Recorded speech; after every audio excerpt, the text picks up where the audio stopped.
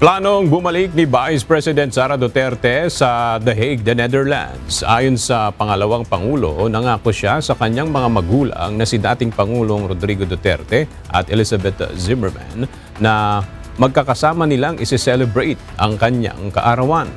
Dagdag pa ni VP Duterte na kasama niyang babalik ang kanyang ina sa The Hague at plano nilang bisitahin si dating Pangulong Duterte na hanggang ngayon ay nasa International Criminal Court o ICC Detention Facility.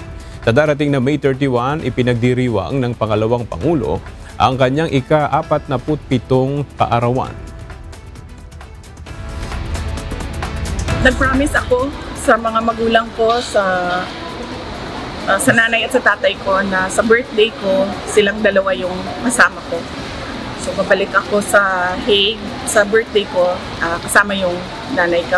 Kasi nung pagbisita niya noong nakaraan, hindi siya nakapasok dahil wala siyang permission. So, nung nagkausap kami ni Pangulong Duterte kahapon, inaantay niya daw na magbisita yung nanay ko. At sinabihan ko din yung nanay ko, sabi ko na sa birthday ko na lang tayong magkita tatlo.